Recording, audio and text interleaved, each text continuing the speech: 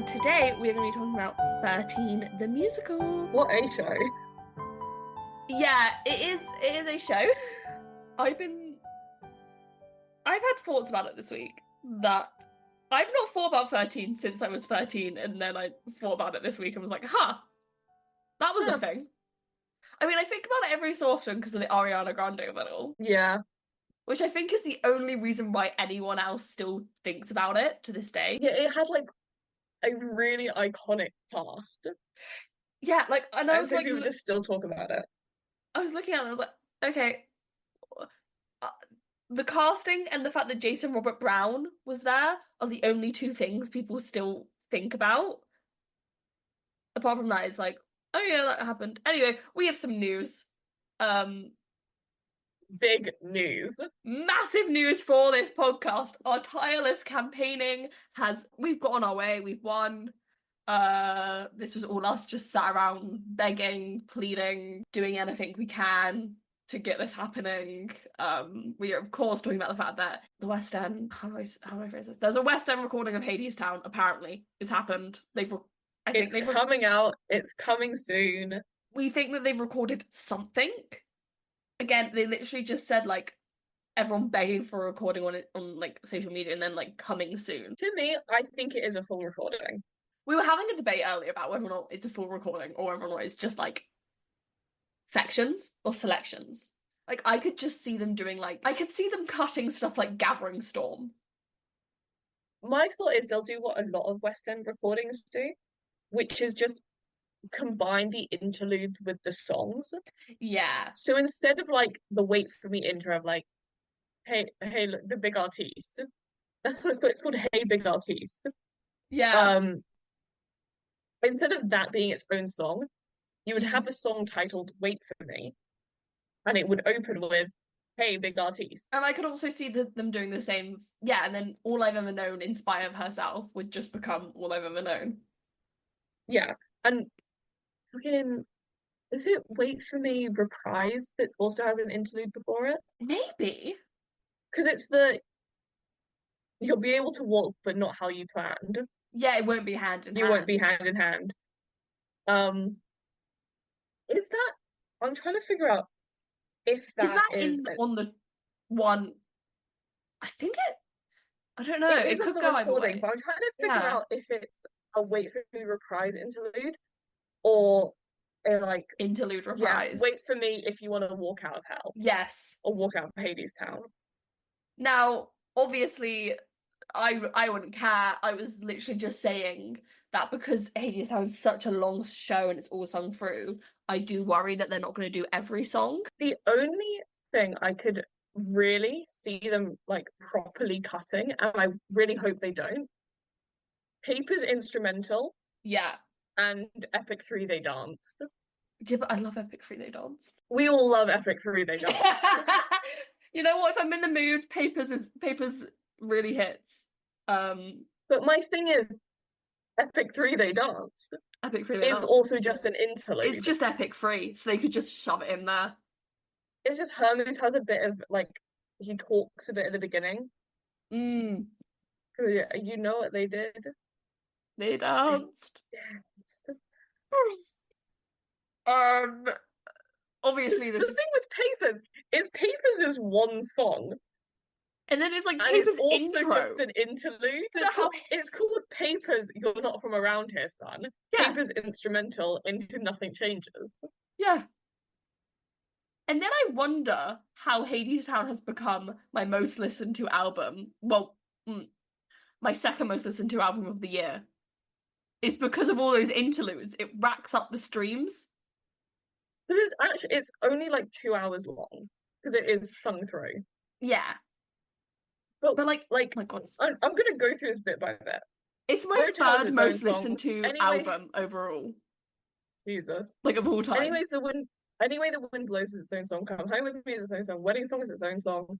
Epic 1, Living It Up on Top. And then All I've Ever Known has an interlude, and then the song. Wait on Hadestown, and then A Gathering Storm isn't a song. No, it's just a speaking part. So I reckon they just combine Gathering Storm with Epic 2. Yeah. And then you get Chant. And then you get Oh, the child. craziest bit, which is Hey Little Songbird, Yes, I wonder what they're going to into do about that When the section. Chips Are Down, Songbird versus Rattlesnake, into When the Chips Are Down, into I Gone could I'm see Gone. them merging it all into one. I think Hey Little Songbird will stay its own song because there's a pretty Oh, yeah. clear ending to the song. Oh, yeah, because there's that When button, the isn't chips are there? down, yeah. And then I think When the Chips Are Down will go together. I could also see them putting Gone I'm Gone just into the end of When the Chips Are Down, but I don't Yeah. think they will. Mm. And then you get Wait for Me, Hey the Big Artiste, Wait for Me. Why We Build the Wall? Why We Build the Wall Behind Closed Doors. I'm giggling and kicking my feet about the thought of this album. The only person who will be up in arms about the loss of the individual interludes is one of my dear friends, who can often just be found listening to the interludes. And I asked her about it, I went, "What of the interludes?" She went, "I just really think they're gorgeous pieces of music." And I went, "They are, so I'm gonna let you rock." They are beautiful pieces of music. But it's like to the point where she listens to the interludes more than the actual songs. I understand it being real. We all have our ways of listening to that album. I don't know anyone who listens to that album normally. Yeah. Can I also just say we haven't written this down, but it's So, been on my mind. Today, the news broke that Keir Starmer oh my god, wants to ban smoking outside in pub gardens, outside nightclubs. what's the point? How are we meant to do anything now? Keir Starmer, I voted for you so that I'd be able to smoke in a pub garden. Let's be real here. I will say that the Conservatives being like, this is proof that Keir Starmer hates freedom. It's about social control, not about public health. You tried to ban smoking entirely a few months Yeah. ago. Grow up.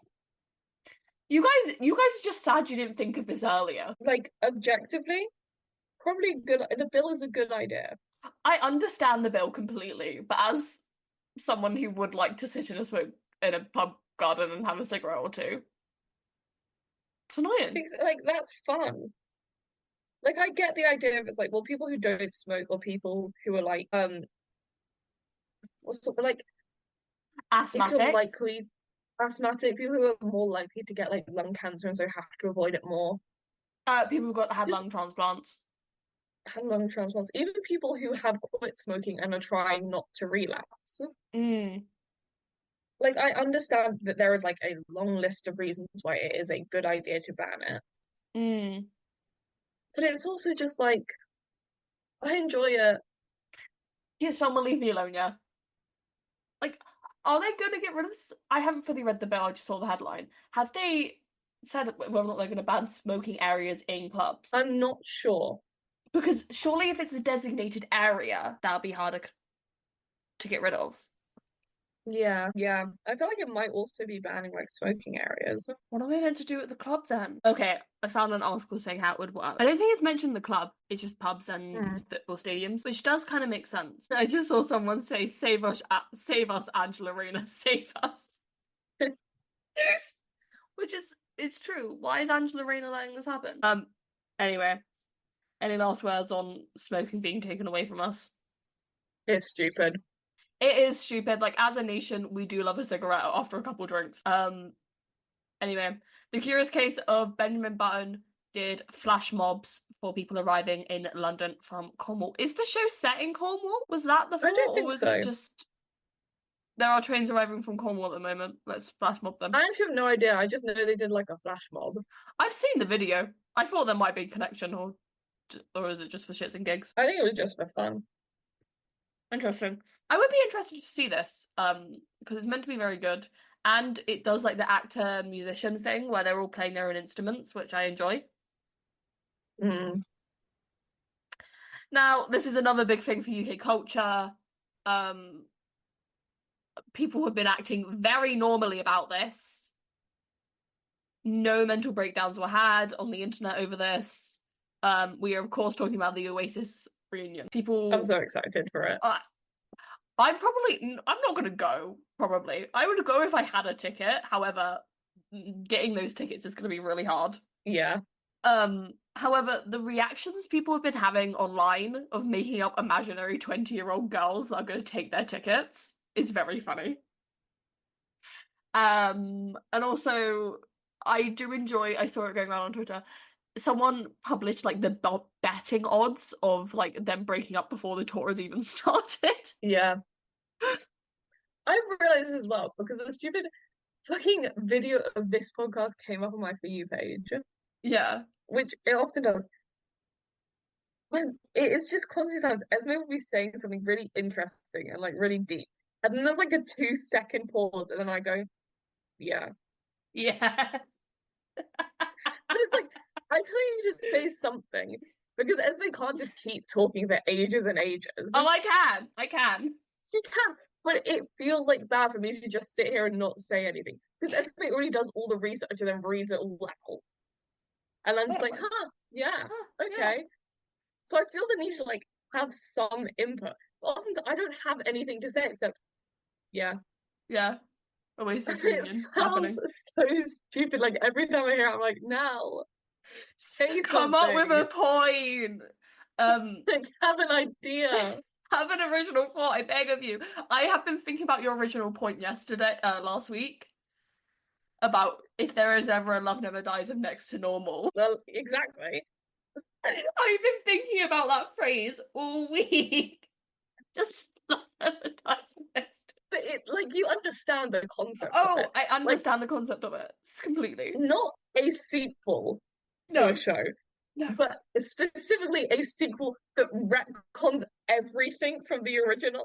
Yeah, and here's the thing. I believe Tom, Kit, and Brian Yorkie would do it. And honestly, I would hate it, but I'd go see it. I would go see it, and I would have a way of the I time. would need to see it. Need to What see would it. you call it? Genuinely, what would you call it? I feel like if it's so, are we centering around Natalie and Henry? Yes. Can I make some wild creative choices on this? Yeah, go ahead. I'm killing Dan. Yeah. Diana's seemingly still alive. No one knows how because she's like Yeah. 80. Yeah. No, I see that. Natalie and Henry are married. They have 2 children, a daughter and a son. The daughter's named like Gabrielle or some shit. Yeah. And Diana just kind of like walks around. Diana, or everyone thought Diana was dead, but she wasn't, or something like that. No, I think we need the exact same plot line that they have in Next to Normal. Of she is dead, we just don't know it yet. But I like the idea of Dan being the one that died instead of Diana. But the whole concept, because the point I made, by the way, if you haven't listened, no, the was point when I said the love never dies of Next to Normal. I just like the point idea. Being that if there was a sequel to Next to Normal, and it was bad, anything to Next to Normal would be bad, I think. Yeah. But Natalie would not be haunted by Gabe. She'd be haunted by Diana. I like the That's idea the point of they're making. Diana being alive and just haunting Natalie for real. But I think again, specifically saying the love never dies next to Normal is it has to be bad. It has to be obviously bonkers. Diana being alive but still fucking up Natalie, even if they have like no contact, is a great idea. But clearly she's gotta be dead. And it's just the same plot line. Oh no, actually, can I have Diana die in like the most boring way possible? Like what? Will be really boring. Old age. She dies of like old age. No, my thought is she dies of something like cancer. Yes. Like it's still an illness. And to make this even more on the nose, it's like breast cancer. Yeah. And so to make it so obvious what, in case you missed the plot of Next to Normal. Yeah. Natalie the whole time is like, but if my mom got breast cancer, there's a chance I could have breast cancer. And then Natalie like no. Natalie could like die. Oh, Henry randomly dies at the end of it after not doing much. Henry dies instead. Henry dies. Yeah. We need to ral Henry, and so he does become kind of a dick. Yes, Henry inherits all of the mental health issues through osmosis from hanging around Diana. Not even that, it's just stuff like Natalie goes through something like vaguely bad, and she's like, "Oh, I'm kind of like not up for anything. I feel a bit sad. I feel like I can't do anything today." And he's just like, "Oh, you're just like your mother." Like, you can't do fucking anything. I should have never married you. And And then she's he like, becomes he's like an just, he's like, alcoholic. yeah, he's an alcoholic. He's Rao. He's right. Um, He's played by Hadley Fraser. he's played by Hadley Fraser. Hadley Fraser, I have so much love for you. Nell is your number one fan. I'm joking. But yeah, you're playing the like dick version You're of playing Henry. You can tell we've had a bit of time after Nicole. Because last week I was like, I love this show. I think it's an incredible show. I really can't talk about it. And This this week week I'm like, Henry becomes an alcoholic. they have a child named Gabrielle or some shit. Yeah. Oh. They I could think still at work at the Hammerstein Music Hall. I think at the end, they should do like a really cringy like cliche. Like kind of like, I will break the cycle. Yeah. I won't raise my kids this way. Yeah. From Gabrielle. Wait, she's like, I don't believe in all this mental health shit. I'm Becomes an fine. anti-vax. She becomes like a right-wing Trumpy. He's Yeah. like anti-vax. They're trying to implant like a computer in your arm, woman. Yeah, she's like, my mother and grandmother were experiments from the state. Yeah. And, trying to control them. And Yeah. I won't let that happen to me. Yeah. I have seen Next to Normal again since recording that episode. And I went with my dad, and on the way home he was like, I think Next to Normal can make a good movie. Let me direct it. I would love your dad to direct the Next Normal movie. And I went, I think a movie could work. Brian Yorkie just needs to be locked in a room while they're doing it. Ben Platt as Gabe. No, I think he's too old. He's too old for Gabe. Yes, Esme, that's the joke. Oh, I thought we were being serious for a second. No, it's like David Hansen thing. He's 30 years old, fucking 40 now or something. 40 years old, playing He could play a dead Dan. 8-month-old baby. He could play Dan. Actually, he'd be too good as Dan. He needs to play Gabe. He could be one of the. He could be the doctor. He could be one of the doctors. Yeah. Anyone else for our dream cast? The Next Normal movie.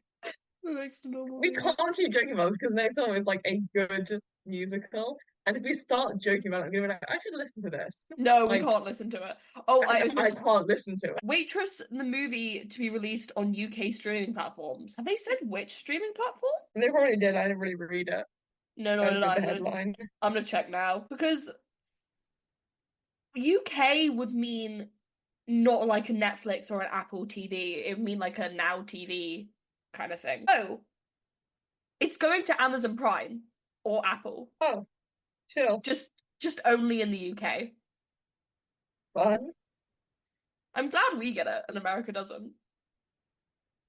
Darren Chris says maybe Happy Ending will deliver Phantom level spectacle. Excited. It's a 2-person musical, Darren, but sure, I'm there. I am intrigued about this musical because all I know is it's about like Korean helper bots who develop human emotions.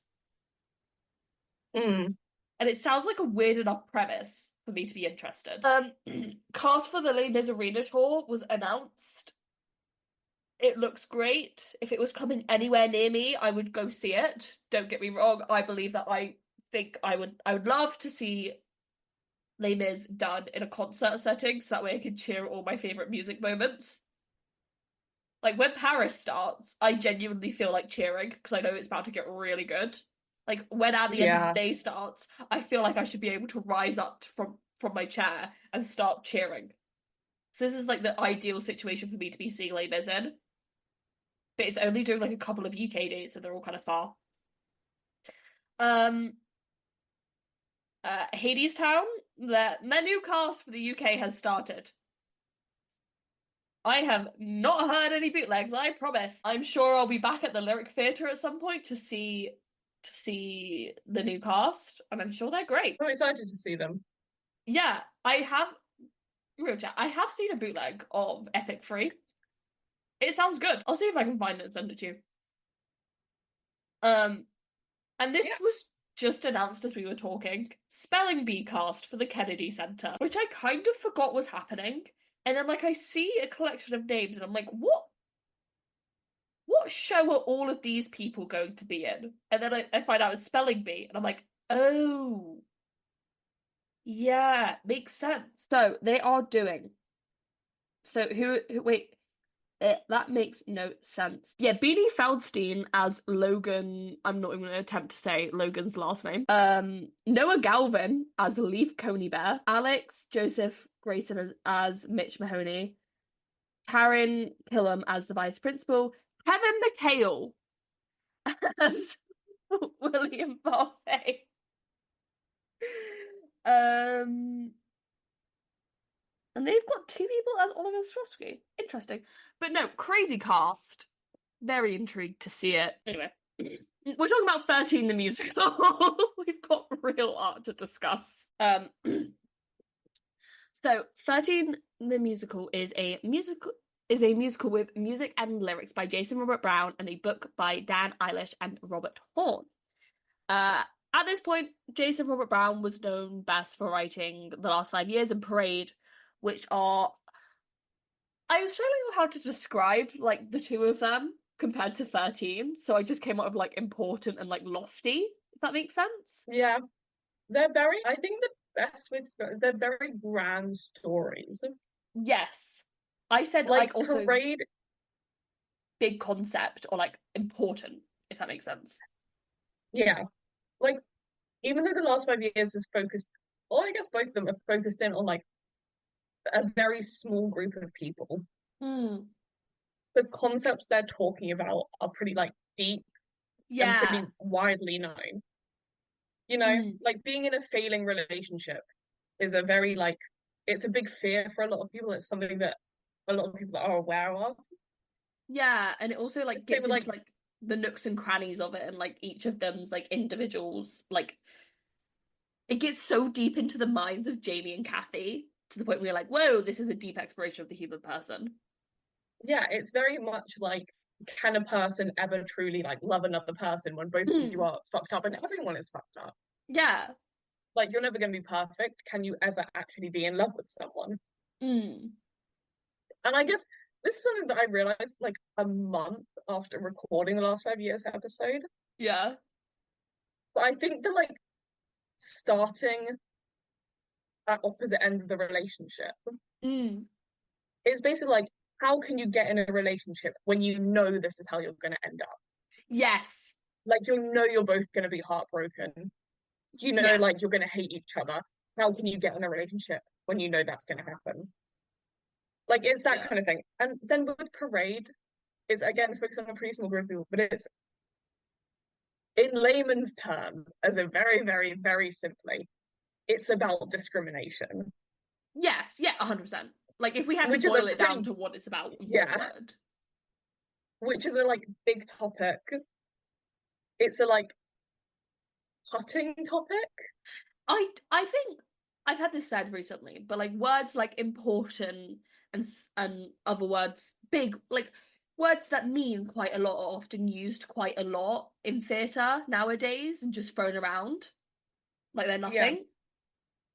It's this thing of it feels like a lot of stuff, and especially like this is kind of with theatre in general, but especially these two other things that Jason Robert Brown has done. Yeah. Is they feel like they have a meaning. Yes. Like they're like, you need to watch this and you need to like feel uncomfortable. You need to like reevaluate yourself and how you treat other people and how you treat yourself. And how you view society. Like, yeah. Like all of this is very much like, wow, this has opened my eyes. Yeah. And then, you know, not to jump ahead here. Go ahead. But then 13 is like, wasn't being a teenager fucking crazy? like my friend, a genuine story from when I was a teenager, I was in a big friend group. Yeah. Like half of them dated each other. Oh yeah, it was wild. They break up within a month, and I wasn't allowed to talk to the other guys anymore. Yeah, it was a wild month. Like, dude, exactly. Like, wasn't that fucking crazy? And it was like, you'd have a best friend for years. Yeah. And then they'd be like, I've actually never liked you, and I've hated you the entire time I've known you. And you have to be like, oh, okay. Fine, okay. Cool. But being 13 is weird. But like it is Like, like my it's one of biggest. those things. Oh, you go ahead. I was about to talk about something else. I was just gonna say, like, it's still one of those things where it's like I get how it fits into the Jason Robin Brown verse of being like, oh yeah, this is like making me think about my life and think about myself and how like the things I care about now felt like feel just as important as the things I cared about back then, or I felt about them the same, Yeah, you know? because And it's a very universal experience of being like, oh my God, I was crazy when I was 13 years old. But it's also the stakes are so much lower than it in is like any of his other in work. in Parade, it's like, is Leo Frank going to be um killed by the state for a murder he did not commit um due to anti-Semitism? And then in 13 it's like, who's going to go to Evan's bar mitzvah? Like, it's like in the last 5 years is genuinely like, can you ever love someone else? Yeah. Like, will you ever be able to have a relationship Mm. without like sacrificing everything to do with yourself because no one could love you for you? Yeah. Like, as just a general broadcast to the audience. But then 13 is like, what if you had a crush on your teacher? What if? And what if your friend knew? What if your friend like stopped talking to you? Yeah. Like, Like, what would you do? the one thing I will say is good about Parade is that not Parade for the musical, it's the fact that it doesn't condescend. It's like, no, these are big issues. Yeah. This is And the I end think of the it world. was genuinely really helped by having a like all teen cast.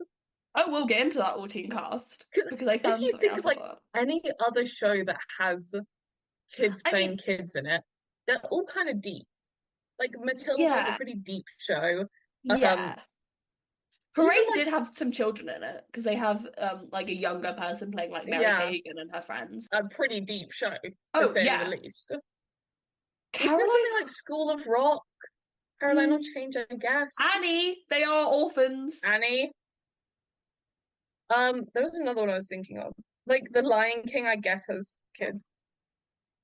Yeah, That's also a there's Disney show. so many I on. think Disney should be excluded from this conversation Yeah, because Disney's Disney. because Disney's Disney's Disney. Disney. The Um, Who's Tommy deals with so many topics, and there are children in that.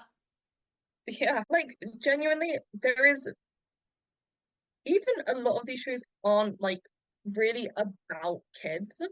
Hmm. Like Matilda is the one that's most about kids, but even then, it's more focused on like the adults. Yeah. Like the kids kind of do everything, but the Hmm. actual like conflict revolves around the adults. Yeah, it's Matilda stuck in this world that's created by the adults, whereas in 13, the kids are the kids. They are in their own little world. Yeah, and it's going and everything is going wrong. Everything's popping off. But my biggest question, like when I was going into this research, was how Jason Robert Brown, self-described savior of writing, um, why did he decide to do 13? Like, why was he the guy who was like, I'm gonna write a musical about teenagers, taking them dead serious? Um, So he would say Dan Eilish, who is one of the book writers, saw him doing an interview where he said he wanted to do a show starring with a bunch of dancing teenagers. He was doing Parade in the same season as Footloose. People didn't respond to Parade very well when it came out. It was very heavy. I got the sense that they were spending the whole season comparing it against dancing teenagers. In 2002, he came up with the idea for a musical that would be combined with a book series aimed at and featuring teenagers. He likes to note that this was before High School Musical. So before. Fair. I get what he means, because by the time we get to 13 being on Broadway, high school, all three High School Musical series, not series, movies are out, and they are a cultural juggernaut. Yeah.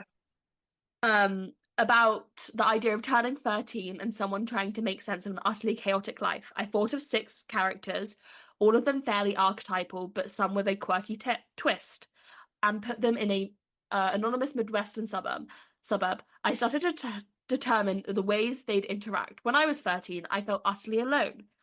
And I was totally convinced that adults didn't understand a single thing about the tortures I was going through.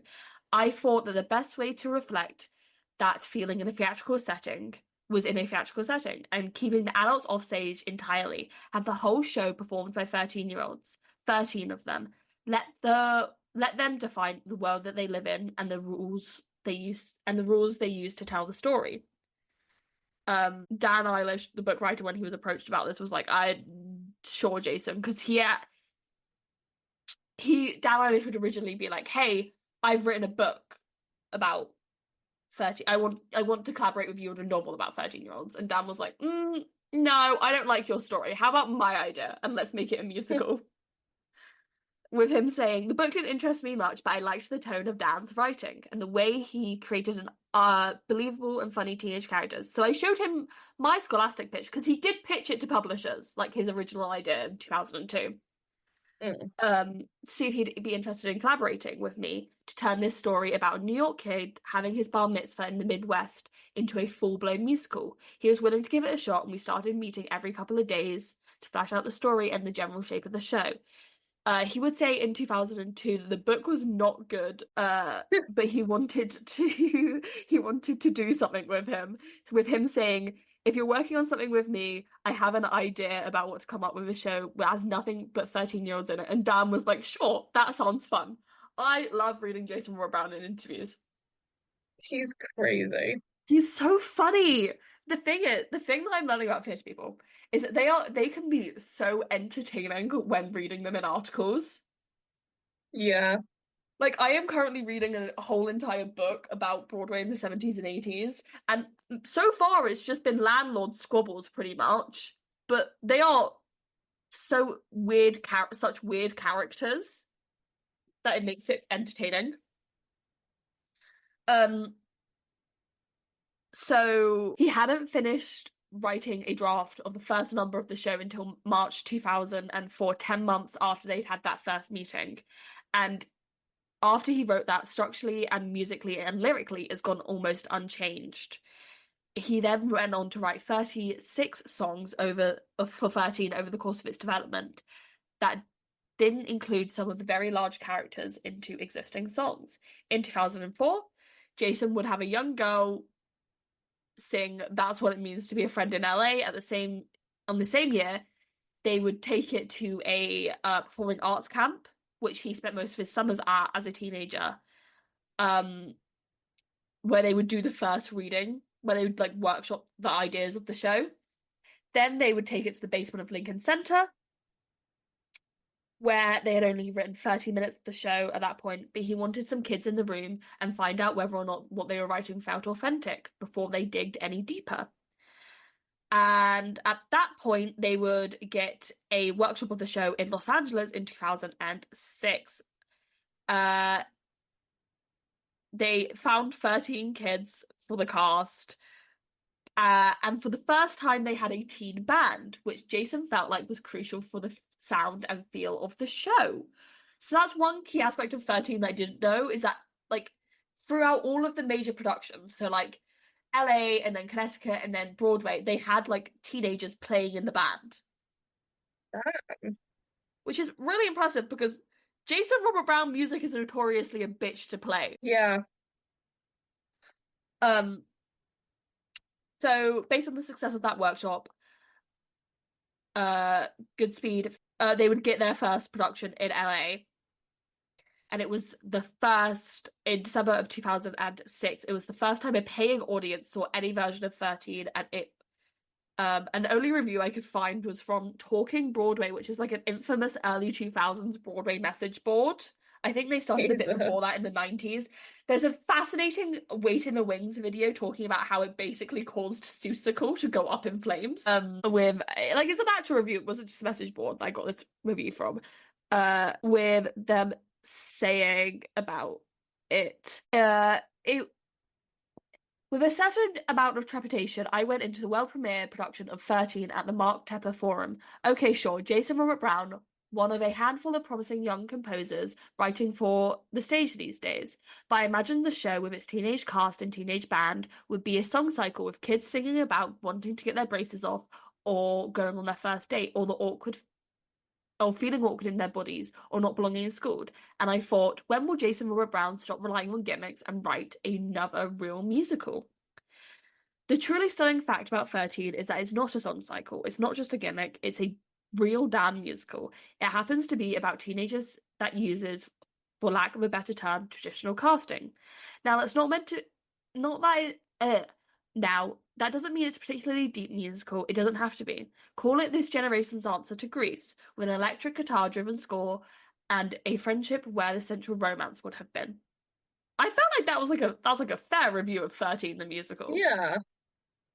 And I appreciate like I think the comparison to Grease is very smart Yeah. because the plot of Grease is nonsense and we let that fly. Yeah. We all sit around and go, Grease, what a great musical. Yes, Grease has some absolute banger of tunes. However, that plot, nonsensical. It's like a batshit insane plot, but it's just kind of like, what if you fell in love Mm. with another teenage girl Named Sandy.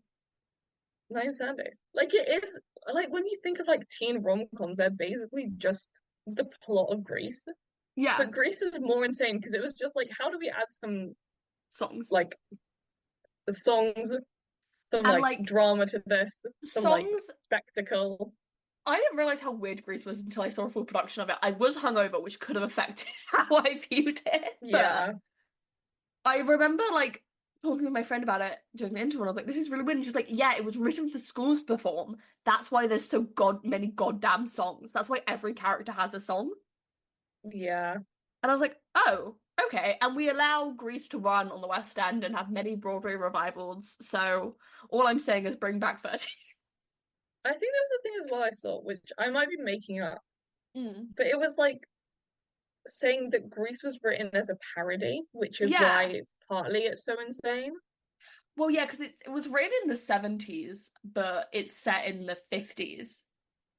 So yeah. Yeah, and it's written as like a parody of all those like rom-coms from the 50s. But we've Or from lost like, that aspect in like the years to come, and we just do it yeah, seriously. Yeah, I think that's why like the T-Birds and the Pink Ladies are so camped up. yeah.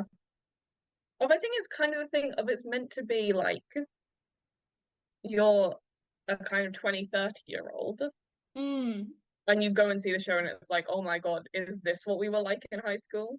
yeah. And then unfortunately it just went to actual high schools instead and they're like, oh my God, this is exactly what I'm like. I am right. I actually really love the song Freddie My Love, but the whole conceit of this 16-year-old being engaged to a Yeah. person at war is batshit crazy, and they do it dead-eyed. They do it fully seriously. They go dead ass and then sing Freddie My Love. And because Freddie My Love is such a banger, everyone goes, yeah. Yeah, sure, I guess this makes sense. Anyway, back to 13 the musical. Back to 13 the musical. I do think there are similarities though. Oh yeah.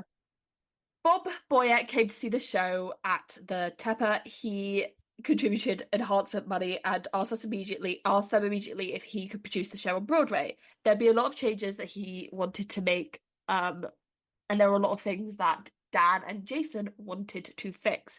But Bob's enthusiasm for the project was unmatched, and he was the best person who could bring the show to New York.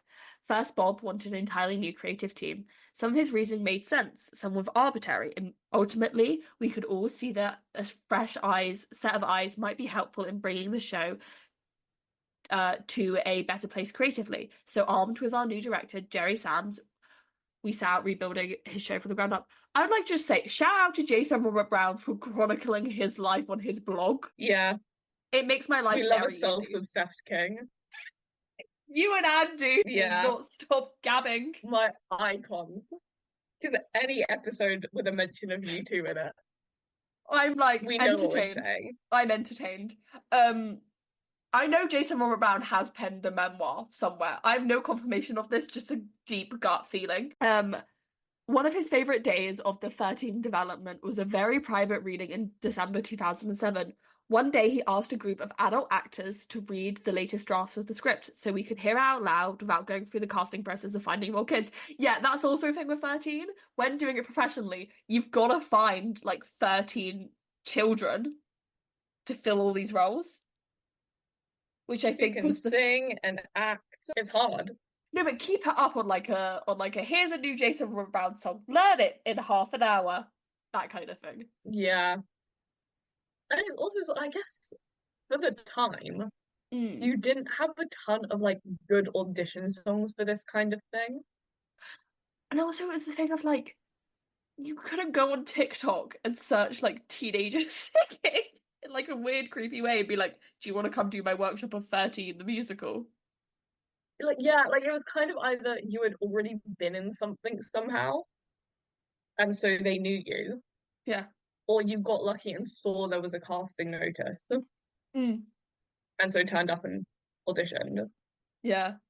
Like, I think the song thing is especially hard in my like mind Yeah. because every song is so serious and like classical.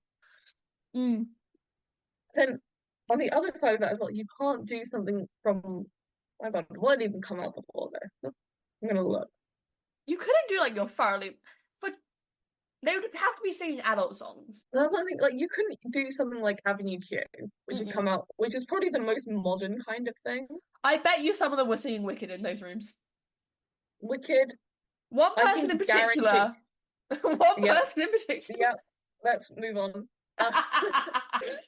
It's the thing is, from the second it came out, I am sure there were people in there singing like "Still Hurting," Oh yeah. but none of those songs really fit what 13 is. Also, it's like, yeah, it's great, I know you can sing, but also I don't believe you're a 13-year-old. It's kind of the only thing I can think of that would seriously be like, oh, this is like the perfect song to showcase for 13. Mm. Is one of like Little Reds from Into the Woods. Yes, I could see That's them kind of belling the out a bit of only I thing. Know Things Now. It's like, oh, it's like upbeat, it's fun, it's a young character, but there's But it still some like also, heart to it. yeah, it has like one of the things I love about I Know Things Now is that there's such a pathos to it underneath it. Because when she goes, "Isn't it nice to know a lot?" and then like I'm Yeah, proud of herself, and then goes, "And a little bit not." yeah. And it's Um, also like the speed and the like kind of complexity of it. yeah, yeah, yeah, yeah. Because and this is not to say that I am comparing Sondheim to Jason Robert Brown. Oh, I think those comparisons have been made. I think they haven't, and I think there is some weight to them, Oh, 100%. but more Like, so in purely that they both write very complex music yes, yeah, they than both love that anything else. piano. Yeah. They they like quick speaking Yeah.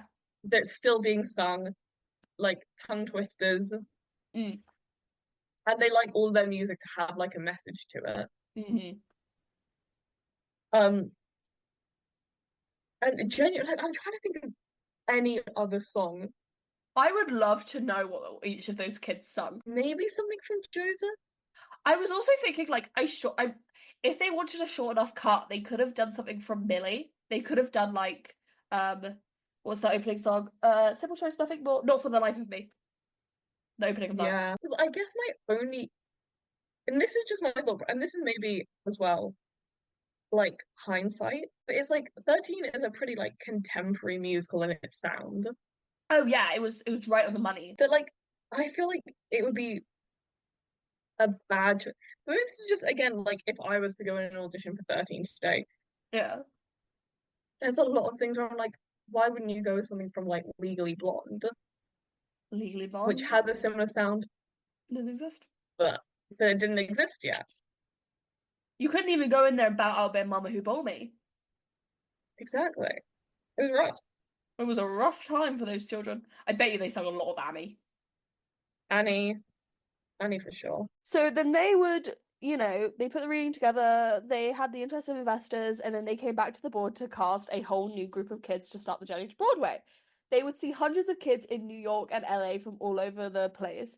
It was seemingly obvious the more kids we saw, who we should have in our show. When Ariana Grande turns up and Liz Gillies and Alice Trim and Graham Phillips, it's quite clear I'll never forget when Ariana sang for me and Jason. At the end of the opening number, there were 4 scat solos. I remember the day in rehearsal when everyone, this is what Jason Rock Brown said, was going around the piano and just improvising. Some of them clearly were like, I have no idea how to improvise a solo, and some of them were Ariana Grande. So Bryn Williams, who played Cassie, would say on like the pressures of working in that environment as a child, all of our pressure was self-inflicted. We wanted to do well because we wanted to prove we were capable. It wasn't any outside pressure at all. They did a fantastic job of treating us as professionals, also being aware that we were teenagers. Jason would say again. A lot of them had done more Broadway shows than I had. It was my feeling. Look, I had written some hard music, but I know it's possible. I wasn't going to simplify it for them unless they couldn't do it. Let's try out at first. They all rose to it. Robert Horn would say it's interesting to see the divide between the incredible work ethic they had at such a young age and the talent and commitment they had to bringing it. The next moment they were running off and getting into trouble. That's what you realize when they're kids. So they would have their run of this new version of the new cast in May at Goodspeed's developmental space in Connecticut between May and June 2008. They would have the front row of every performance being reserved for teens at just $13 a ticket. Again, the band. What a deal. What a deal. It's also good because having young people being able to respond to the show would carry over like a vibe, if that makes sense. You get what I mean when I say that. Yeah. It's like yeah. If I'm thinking of things that happen in 13, yeah. Like if I was watching this in an audience of just other 13-year-olds, we'd be going crazy. It would be like at points uncomfortable, like, I don't want you guys knowing I feel this. Look away. Yeah. On having the band made up of teenagers, Jason Brown would say, we also had a band that was entirely kids, so it was a whole nother level of crazy, of course. But that's the kind of crazy I enjoyed, the kid musicians. Tom Kitt would be the musical director, because of course he would, saying they were an absolute joy. They were game for everything. The band on stage and I, of course, the one other adult, were hidden by scenery. One of the kids who played bass guitar and percussion would say, we were kids, we had our shortcomings, you know? We weren't the greatest sight readers, but Jason didn't dumb down any of his writing. We had to really step up and become professional musicians way earlier than even the kids in college might have understood. They don't teach you in music school, like showing up on time and rehearsal etiquette and following your musical director. They would start previews at the Jacobs Theatre on the 16th of September 2008. The official opening date would be the 5th of October. Reviews. The New York Times would actually have a very, like, the reviews for Parade is written down here, so that's why I'm thinking of it. The reviews for 13 were very interesting and actually, like, quite insightful compared to some of them where it's like, this is the plot and this is what I think of it. With the New York Times saying, youth isn't only for the young, at least not as a marketable commodity in popular entertainment. On Broadway, as in Hollywood, there is a generation crossing shows displaying fresh-fleshed things in hormonally induced states of agony and ecstasies. Think musicals like Rent, Avenue Q, and Spring Awakening. All have appealed to those demographic. Rarities theatregoers in their teens and 20s still spoke to the older fold who remembered their own teen years of acne-dotted angst and laughed or sighed in sympathy. That said, I can't imagine anyone who isn't in early adolescence would still be crazy about 13. Shiny and brand new musical about growing up geeky opened Sunday night at the Bernard B. Jacobs Theatre. Cast featuring 30 performers, all under 18, and a band drawn from the same pool, 13 certainly has to tap that natural radioactive energy that makes young teenagers so appealing and so scary. Yet, anyone who remembers being 13 with vividness and enduring horror, I can't say these obviously talented kids ever made me shiver or sweat or even smile in the honest recollection. Although it features a buoyant score by Jason Robert Brown and a book by Dan Eilish and Robert Horn, that dances friskily on the borders of bad taste. 13 ultimately feels like a pre-processed, formulaic money-churning as Disney's franchise High School Musical. Let me skip to whose quote is it that I really enjoyed? It might be another one. God, sorry, I'm reading this What? review. Which one? This is The the New York mention of Times. Commedia dell'arte. Yeah, I included it for that. 13 treats Evan's pursuit of popularity in broad generic terms with spliced with topical references, as if enacting the age-old ritual dressed up in Abercrombie and Fitch and accessorized with cell phones. The characters are as eternal as types in Commedia dell'arte, and the plot that sets up a passion play-by-play of a young adult fiction. In between, the show rarely relies heavily on the young charm of the youngins, belching anecdotally, which for me was at least where's on the is. The tone of the songs swing from boundary pushing flippancy, the emotion to earnest sentimentality. There were some clever lyrics and genuinely funny jokes along the way, and there is an inspired sequence set in a movie theater where a splatter of film spools into the mood of the boys wanting to put the moves on their dates, but mostly the characters could never emerge as genuine individuals. Maybe it's deliberate in the show's part of the show's creators to allow the young audience members to project themselves onto archetype personas. But if I'm going to revisit the worst years of my life, I need some fresh insights, or at least sustained, authentic rush of the painful glory that is youth to make it worth my while. Crazy. Sure, Ben Bradley, sure. New York Magazine also had a very interesting review. Cast entirely of fresh-faced teens and tweens who give a fresh, scrubbed, if uneven performance, an all-team band behind them, on the other hand, rock with a tightness of group twice their age. 13, aimed clearly straight at the High School Musical crowd. Although I worry that Jason Robert Brown's songs are a little too, well, good to compare with Disney's meter shift. To compare with Disney meter shifts, complicated rhyme patterns. Would the Jonas Brothers try that baloney? For the adults, the pressures of the show mostly come from the musical theatre shows scaled down to kid size, pint-sized belters, junior comic relief, and dance numbers that include skateboards. Mini diva Elizabeth Gills, who plays bad girl Lucy, displays terrifying hookature? I think. Yeah. Where is the theme coming from? I have no idea. I'll look it up. Is the cast member most likely to go on to Disney Channel fame? Wrong network, guys. But keep your eye on Alice Trim, whose warm and winning performance as geeky next-door neighbor Patrice suggests a real career on the stage. And boy, she can sing, especially in the second act duet with Phillips, where they confess their love at last in age-appropriate language. Another character's decrees a song a little gay and makes us wonder, even if one of the show's biggest laughs come from an accidental guy-on-guy kiss, aren't there any gay kids in Appleton, Indiana? And all singing, all dancing in Dan Quayle Junior High, there should be at least one budding show queen. Anyway, it is synopsis time. Following a move from New York City to small town Indiana, young Evan Goldman grapples with his parents' divorce, preparing for his impending bar mitzvah, and navigates the complicated social circles of a new school. 13 is the first and only all-teenager cast and band to ever hit Broadway. Yeah. Yeah.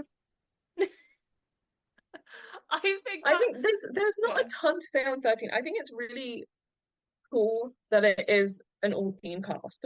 Mm-hmm. And I think that kind of adds to it in this idea that, like, to them, these issues that are going on for them are big enough that they deserve to be on Broadway. Yes, yeah. Which sounds like bitchy, being like, you don't deserve to be on Broadway. They absolutely do. They're a very talented cast. It's a good musical. I mean, a lot of them, we can make all of our Ariana Grande jokes we want, but a lot of the rest of them have gone on to work. I believe Alice Trim is stand by what's her face? Glinda at the moment. Let me look her up because I feel like she's been doing stuff. And she was in like the Britney Spears musical. Yeah.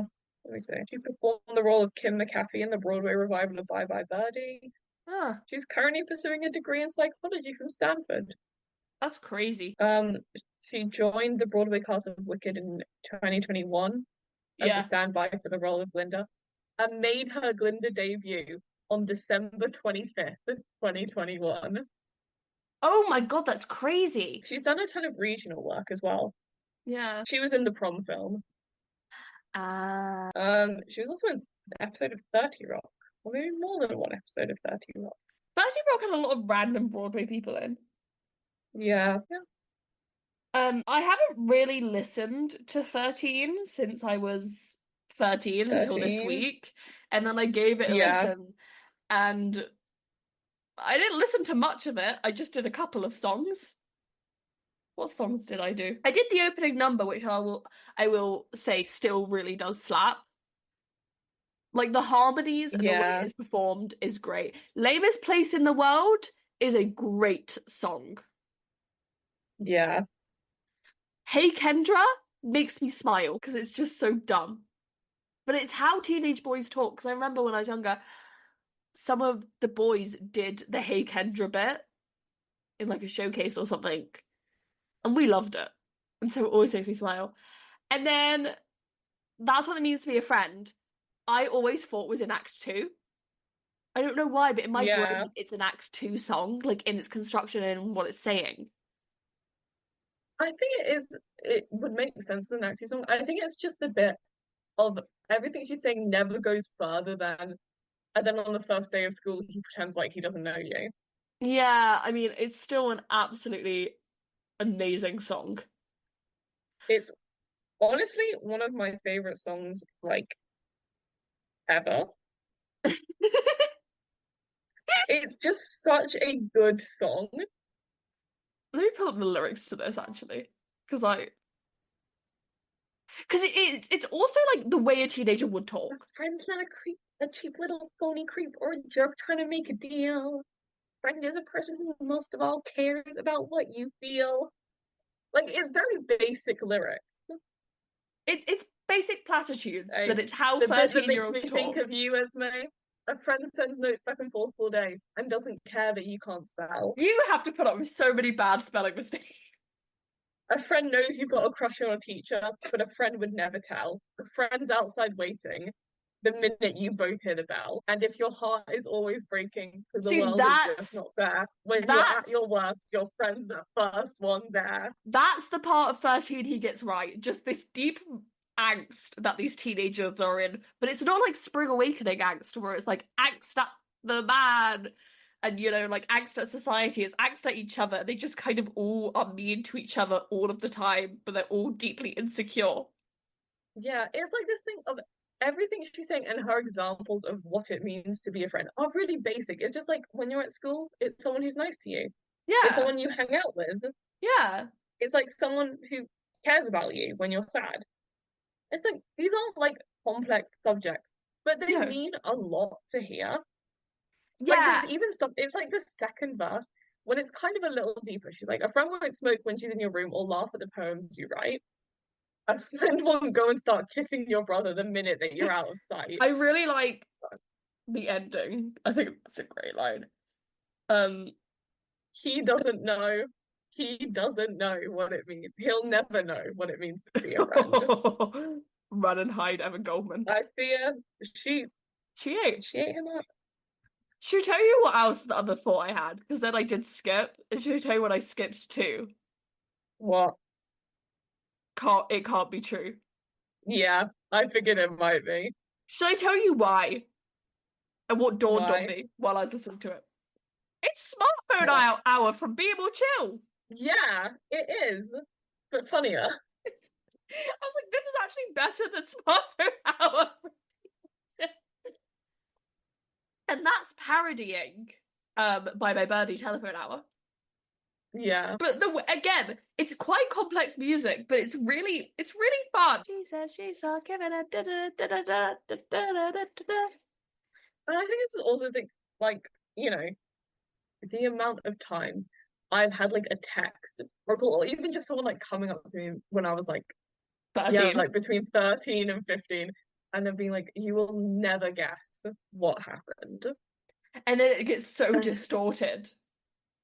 it was, oh my God, what was one of our best friends in high school had insane beef with this other girl Oh for my no God. reason. Shut up. I And it remember was that. And she was, purely because our friend was friends with a guy. This yeah, other girl started dating that guy they and broke then up. cheated on him. Yes, with an it's gonna be really hard to talk about this and make you guys understand it without using names. Um, because it gets messy here, doesn't it? Because then the girl who was dating her friend off the girl who was dating the guy, then got the guy's friend, Who was also friends who with was our also friend. friends with our friend. And then this girl starts spreading rumors about her. She was like, she's phobic. She hates black people. Yeah, She hates Muslims. None of this was true, this was true. obviously. And everyone But who it like was knew her was like, "That's a crazy rumor. Where did you hear that from?" yeah, and then it like would eventually get back to like one of us of being like, by the way, did you know that so and So and so so said this, said that like or it's just like that whole or did you know that like your friend is actually really racist? And you have to be like, no, she's not. no. Where did you? It would always be, where did you hear that rumor? And Where it did would be you like this hear that? person, and it'd be like, oh, okay, now something. And it was always, listen, I need to tell you that like someone is spreading rumors about your friend, but I didn't tell you. I You did, didn't yeah, hear it from me. yeah, because everyone kind of like knew had these weird alliances that they couldn't cross. Yeah. That's the other thing It's about like being young. this Is is just going like, even further back. But you know when you were in primary school and uh, like two friends would get in a fight and then you'd have a messenger? and yes, and you'd have to pick a side. Yeah. And then you'd have to go and you'd have to be like, um, So and so Esme said says this. like Esme says that she isn't gonna come back to your house after school today because she's still angry at you. And then you have to be like, well, can you tell Esme that we'd already sorted it out with our moms and they said yes and we have like a whole plan of what you're gonna do. And be like, okay, then they go over and be like, Esme, Nell says that Do you know what you it already almost have plans. reminds me of? Like this whole like she said she saw Kendra and that whole like texting thing. Do Yeah, you remember when you'd be added to group chats just to talk about beef? yeah. People always talk about they're like, oh, in 2020 when you wake up to like a Discord group chat. Yeah. But yeah, we've all done that. I was doing that in real life too. I'd Yeah. wake up and have a group chat of being like, we have to sort out this beef that you guys have. But then you have to go into school 10 minutes later and act like everything was fine. Yeah. Yeah, and then you'd be put in this confined environment where you all had to pretend to get along. My God, What? my friend has moved to America now for his year abroad, Mm. already getting matches on Hinge. I respect it, but my God. I respect the hustle, man. Oh, another thing I was gonna say about that. Yeah, Oh, something I was gonna say about 13 the musical. And the way that it yeah the whole I think it for being written by three men it does get the whole teenage girl transactional friendship thing right. yeah. I think as well, it does a very good job at making fun of the situations without making fun of the kids. Yes. It's kind of how I feel about theatre camp, Oh yes. Oh, which the does an kids in theatre camp incredible would job eat. of making fun of theatre camp, of like theatre kids. Like I was sat there, I was like, yeah, I was like this when I was 10 years I've old. done this, I've said this, Like I've been in the room. this is me from the ages of like 10 to 16. I was Yeah, doing this every fucking day. This is me. But at no point is it ever making you feel like you were such an bad for idiot doing to it. be like, oh, look at these stupid kids being Yeah, stupid and doing it. And same with 13. It's like you look at it as you're older and like, oh, this was never that serious. This is kind of funny that they are treating it this seriously. But it like never makes you feel bad like towards the kids of being like, but look at how stupid they are for thinking this is serious and we have real problems in the world. yeah, like we talk You about know? gossip and drama that happened when we were young, when we were in like high school and laugh because who cares? But it's also just like I don't feel bad for taking it seriously because at the time it No. was serious to me. At the time, like, especially, I think what people or adults tend to forget is when you're in school 5 days a week for 6 or 7 hours with these people, it's going to impact you. Yeah. I also think it's the thing of having an all teen cast. Mm. it was even more important they didn't make fun of it. Because imagine if you like turned up to like fulfill your dream of going on Broadway at the age Yeah, of like 13. yeah, You've made it. yeah, But you're going on to do a show that is like, well, the second you get off Broadway, you go back to this life. And it's a life yes, you're making fun of. yeah. Because then what you do go back and you're like, guys, I'm better than it's you. actually not that serious. Like, move on, grow up. Guys, Jason Robert Brown told me it's not that deep. Like, Like, you know, they're a real, like, I have a job you and that's more know. serious. Like, you wouldn't do that and it would make you feel bad and it would make you isolated. Mm. Also, I'm sure somewhere deep within the back of their minds of the creators of this, they knew that there was a shit ton of money to be made in licensing. Yeah, So they knew, like, if we want this to be performed in schools, we have to take them seriously. yeah, And what, like, I don't get me wrong, I love Spring Awakening, love it, never said a bad word about it. Um, 13 the musical is way less existential and yeah. way more like, hey, being a teenager sucks because being a teenager sucks. No, deeper message of like, yeah, society is broken. Like, Yeah, like there's a lot of shows that center around teenagers and kids, but that are making a critique of society more so. Like Matilda, again, yeah, School of Rock for sure. yeah. I think Spring Awakening, like stuff like even There, which is Yes, technically about teens. they're. It's confusing because they're all 18 apart from Ivy, who's apparently a year younger than all of them, but graduating. Who knows? Yeah. I mean, it's stuff like there are so many shows that are just set in high schools, For the sake of being set in high obviously, schools. for the sake of being set in high schools. But none of them are about being a high schooler.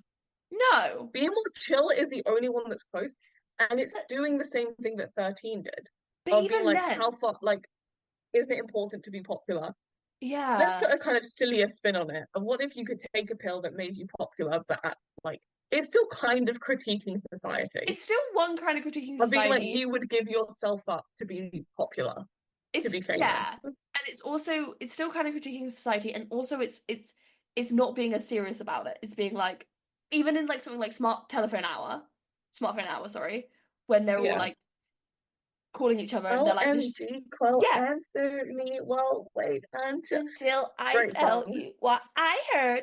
They're being serious. No, they're not being serious. They're joking. They're like, oh, look how dumb and vapid these teenage girls are when they're like calling around and playing this weird game of telephone. Whereas in 13, it's like, no, Kendra's gonna call Lucy and she's gonna call Charlotte. And then they're all gonna gossip. Yeah. And it's like, it is a serious thing. Yeah. I think it was, what other show? I think it was Hairspray. Mm. When I was saying it doesn't need to be anything more, there's no reason for it, there's no desire for it to be anything more. Yeah. It's okay. It's fine. It's good to Yeah. just have a show about teenagers for teenagers by teenagers. Yeah. Because, like, I mean, last week we talked about Next to Normal, and we're like, yeah, you go and see the show and you see yourself on stage. Yeah. I can But tell in you, yes, 13-year-old me would have seen myself on that stage, but I wouldn't have enjoyed it as much as if I saw 13 at 13 no, but it's also and like was it's like, also, yes, I am just like Patrice. it's That's also me. it's also like the thing comparing like the relatability almost of Next to Normal and 13 is like Next to Normal is like here's the deepest parts of your psyche on a stage and played out for 2.5 hours. Whereas in 13, sorry, it's like here's some things here's some commonality in the human experience that we all went through and hey, it's over now. Yeah. It's also like, this is kind of going beyond the scope of 13. Yeah, But so do you see the stuff online about there is no space for kids? I was There's kind thinking of about nothing that. for kids anymore. I was thinking about that, and then I was also thinking about the fact that teenagers aren't having their awkward phases anymore Yeah. whilst putting this together. We've kind of like skipped over the preteen and teen phase. And guys, there's so much. Don't get me wrong, they were hell never going back, but you need them. Like being so like I wouldn't be into musicals if I didn't have that really weird awkward phase. Guys, I wouldn't I be wouldn't able to. do like be myself. Believe it or not, a lot of this knowledge was acquired when I was 13. Yeah. A freakish. The amount that I know about Hamilton, an American musical, was acquired at the age of 13. Like, trust me, 20-year-old me Oh yeah. does not care about the Hamilton AIDS fanfic. You No. know who fucking did. And like I really love, yeah, I am who I am because I had an awkward phase. And I'm not as awkward now. Debatable. But like you're more comfortable in it. yeah, It's the same for me. Like, I'm allowed to be awkward. I'm allowed to like be a bit of a freak and a weirdo. And I'm you never yeah. see me without a stupid hat on or whatever. That is from about Riverdale. 5 years ago, and I still quote it to this day. I think Riverdale will go down as one of our greatest pieces of media in history. It truly is. But no, it's like yeah, I'm a lot more confident in my interest because I kind of had to be when I was younger. I had to be weird, if that makes sense. Yeah, like I think the thing with 13 is you go and see it, and it's like, oh, these kids care so much about what everyone else thinks about them. Mm. Like that review that was like, oh, kind of none of them have like their own personalities. Like they don't feel real. It's like, Real. that is what 13-year-olds are like. Like you will not have a personality because you just want everyone else to like you. Or if you do, So you're all kind of of you are suppressing exactly it. the same. Yeah. And what I'm about to say might come off as like, woe me, oh, poor me. I feel completely opposite about it. Believe it or not, guys, me and Nell were not cool in high school. I know, we're cool now. Speak for your fucking self. No, I was a loser. I was a fucking loser in high school as well. And I appreciate that fact. Yeah. Like, I think it's made me a cooler person later down the line. Not to be like, I think so. not to be like, oh, popular kids are like so uncool now. They can be cool now, but like, I think I'm a cooler person because I didn't peak in high school. Yeah. Like, I don't know. I was having this conversation. We were having this. You were there when we were having this conversation about Probably. peaking in high school right after our first term of university. Do you know what I'm on about? Yes, I do. And we were having that whole conversation about whether or not we cared about being cool in high school, and me and you both went, no. I think at the time I definitely did. I would have loved to Like I at the time. wanted to be cool and popular in high school. And then it was the second I left, and I was just like, wow. Oh. It did not matter. Like a term into university, I was able to go, I don't care. Like I had friends. Yeah. I did okay in my classes. I enjoyed some of them. Yeah, I hated some of them. I had people to hang out with. I had stuff to do. Like, why would I care about being popular? Yeah. I don't know. I wonder if because 13's not done very often. I was thinking because I was like this thing must be done all the time. It must be on that year end list that they put out of here's the most produced shows in high schools and middle schools and whatever. It's not on those lists at the moment, and I wonder if part of the reason why. And I remember 13 being referenced and done a lot when I was younger, if that makes sense. Yeah. Like I remember 13 being way more in the zeitgeist when I was younger than now. And I do wonder whether or not it's because we're losing those quite quintessential 13-year-old behaviors. Yeah. Like if you're not having an awkward phase, then you don't need to go listen to 13 the music. It feels like one of those things that is like kind of a moment in time now more than anything. Like I don't think we're gonna get back to what it was because I'm thinking like early 2000s into like the 2010s. Like what 13 the musical was portraying was the 13-year-old experience. Yeah. And now it doesn't feel like it is, which I know is what you just said. Yeah, no, I get what you're saying. But it's like I don't think it's ever gonna come back in the same way. No, because I think the notion of teenagehood is quite a new one in relative terms. It only really came about in the 50s. So I think if it's and every era it like redefines itself. I feel quite confident in saying that. Every era it kind of redefines itself. So 13 can exist as a snapshot of what it was like in like beginning 2008 until I'd probably say around 2015. I'd say pre-pandemic. it felt quite I'd say relevant. 15 because that was right before we turned teens. Yeah, I feel like I was right in the middle of, I was just about to become a preteen then. Yeah, like it was the thing of looking at it and being like, oh, this is definitely a little outdated, Yeah. but the general vibe is there. Like the flip phones felt outdated and the calling instead of texting was like something I wouldn't do, but I still, there was enough there for me to be like, oh yeah. Yeah. I was going somewhere with that. 2008 also I do believe is one of the greatest years for teen culture, or the most fascinating years for teen culture for me.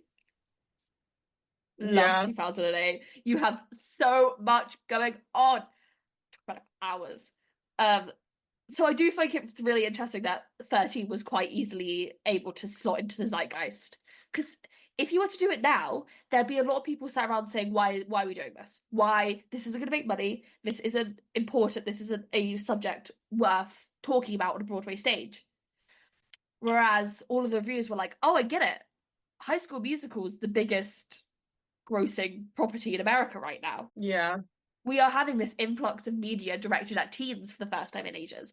I mean, Miley Cyrus / Hannah Montana was popping off. Taylor Swift was just about to release debut. You know, there's a lot going on. She had released debut. Yeah, debut, which was a Yeah. country music album directed directly at teenagers. Yeah, that's my piece on 2008. I think, no, not to cut you off, no, go but ahead. I also just don't think there's a ton else to say No, on I was about 13. to say any last thoughts. Like it is very much like it, I like it. I think it is a reflection of me. I think it's something fun to listen to and look back on. Yeah, But I don't know if it has any like legacy, I guess is the right word. Like I it's was not like going. it Yeah, changed anything or anything. Or this is what I was thinking about. I was about saying at the end, but we can say it now. I don't think 13 is going to be remembered for being the show that Ariana Grande made her Broadway debut in. yeah. And I wish it was for like having the all teen cast and band because that's incredible. That's insane. The band I didn't know about. I was like, Yeah. that's crazy. And it's remembered as a bit of a fluke in Jason Robert Brown's wider career as well. Mm. Because the next musical he writes after this is Bridges of Madison County, which goes straight back to the Jason Robert Brown thing of large piano solos talking about adult relationships in this deep, complex way. So yeah, thank you, Ariana Grande, for making sure we don't forget. Thanks, Ariana Grande. Anyway, anything else to say on 13 the musical? Not really. I like it. I think it's good. Yeah. It's just kind of a like feel good musical. I remember it very fondly. Like I smile when I think about it. Yeah. Because that's also the thing of because I don't think I ever sung anything from 13. I could be wrong, but I remember people around me singing it, and so I have a lot of like actual memories attached to the music of it. Yeah. Like I remember seeing the guys do Hey Kendra and thinking it was absolutely hilarious. Anyway, they would play their last performance on the 8th of January 2009 after 105 performances in a New York Times column post talking about its closing. They would say it's been proving to be an exceptionally difficult season for teenagers on Broadway. Producers have announced the closing date for the musical 13, another Broadway show that struggles with adolescence. This one set in present-day Indiana rather than 19th century Germany as Spring Awakening, which has set its final performance at the Bernard B. Jacobs Theatre. The show, the cast recording was an online hit, but 13 never quite caught on the way it did Spring Awakening. That's the other thing that I remember about 13. They had that Broadway.com video where they were like recording the album. Mm. They were big on the early Broadway.com scene. And like I kind of remember the videos vaguely. And then they were like, oh, Spring Awakening also announced it was closing. They just kind of close it. After that, Brown and Horn would spend 6 months tearing the show apart and rewriting a version that would be licensed to school for community theatre productions. They would add in the song Brand New You at the end of the show. And he would basically, the reason why people think, or the cast and crew think it's failed was because it was a very large stage and a very intimate small show. 13 doesn't have an interval. It's like 120 minutes. It's like, yeah. Yeah, I didn't realize it until I saw it in the Playbill page about it, and I was like, oh, that makes complete and total sense. Oh, I was gonna say, I was like, I feel like there was an Act 2 opener.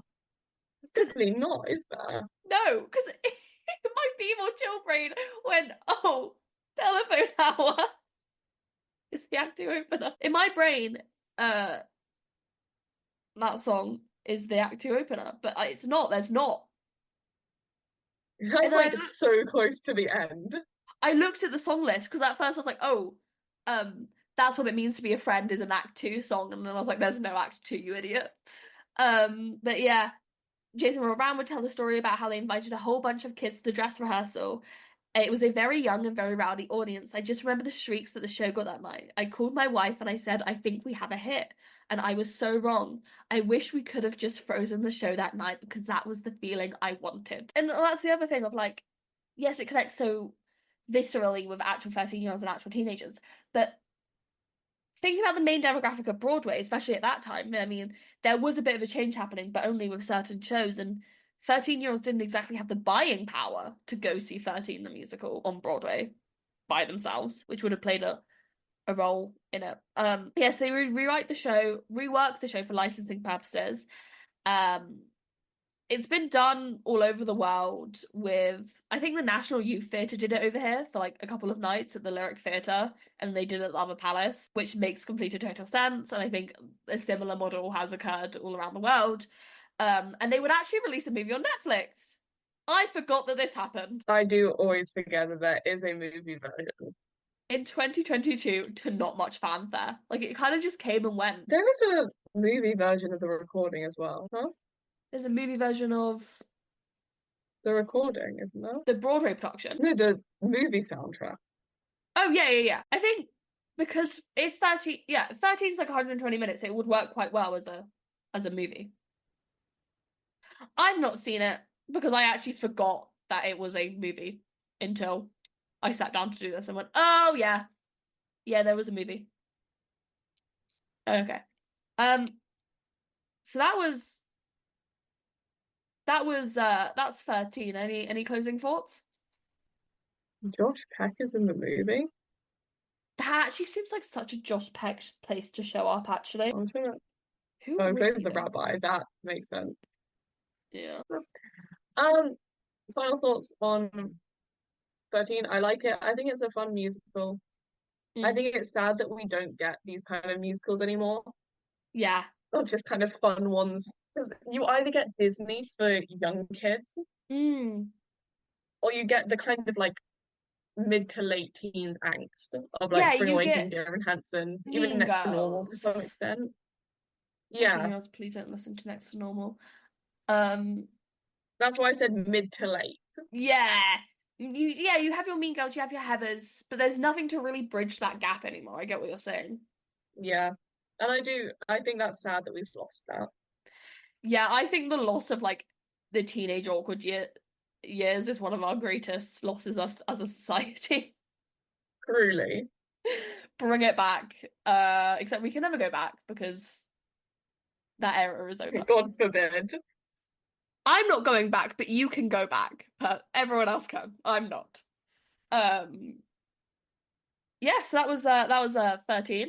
Next week, there might be a bit of a theme over the next 3 weeks. Just a little. Just a little. You know how we like to do our themes. How long does this scene go on for? What?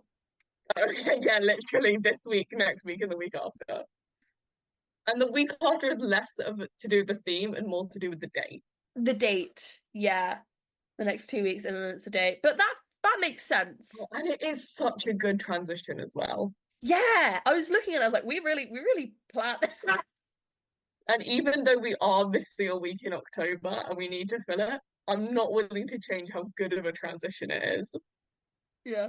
Sorry, I just saw what's after our very thematic. Which one? The one on the 30th for your birthday. I'm so excited Still about that episode. thematic. Still thematic. Yeah, it is. Oh, that goes perfect. Exactly. We Sorry, just need one more. Oh, and are we still committed to doing that? We'll talk about this afterwards. Yeah. Okay. We will Go see you guys. 1 month forward as well. Huh? Go 1 month forward as well. I know what's there, and I have some ideas about what to do in between. Yeah. Anyway, Good episodes coming up as well, guys. Just looking at the calendar, we've got some good stuff coming up. Next week we will be doing the 25th annual Putnam County Spelling Bee in honor of them announcing the Kennedy Center cast. Kidding, I forgot that was happening until today. We've had this plan for timing. months. Yeah, we really planned this. We're just basically, to spoil it, we're doing a little back to school theme. Yeah, we're doing 3 weeks of back to school. So we've got 1 more week of back to school, and then we've got 1 date related, and then we're going to do our spooky season. I love Halloween. The scariest musical of all. Yeah. I unironically, not to take us off topic a little bit, I am so excited for autumn. It's been too hot for too long. I need my sweaters back. I need to light a candle and enjoy it. Yesterday. You can't light a candle in summer. I can. I probably could, but I enjoy it more when it's in winter. My favourite candle that I was finally reunited with after a year and a half. Oh, I had to light it. Anyway. Bath and Body Works in Westfield. Yeah, it's a big one. They don't have it there though. I've looked, and it's £30. Oh, I want to go to that bath so bad. I want to go to Westfield again. I haven't been in ages. I've not been to Westfields all summer. Let's go to Westfield. Let's go back to school shopping at Westfield. We should go back to school shopping at Westfield. All right, anyway. I'm going back like next weekend for my mum's birthday. We're going back to school shopping. All right, bye-bye. We'll see you all next week for Spelling Bee. Me and Nell are going to discuss our real life plans on mic and keep them in. I'm going to tell you my address, the plan to get there. Yep. And have no issues. If you're flying in from fucking Utah or wherever you're listening from, come and meet us. Yeah. Party at my place. We could go around mine. You guys can hang out with my dogs, and my dad can pitch the Next to Normal movie. You can meet Esme's dad, sponsor of the podcast. He is now forward him my address right now. I'll talk to him about it when he comes home from work. He's buying me a mic. Yeah, guys, Nell's getting a good mic now. He's buying me a mic. It's so bad that it's pissed him off enough to buy me a mic. Buy you one for your birthday. I was going to buy you one for your birthday. You're going to have to get me an actual present. No, I'm kidding. I have ideas, obviously. Yeah. Anyway. I had 0 ideas for your birthday. You got some good gifts. I know. I'm looking... Well, I don't have them on display, but I'm keeping them safe so I can put them on display. Anyway, bye-bye!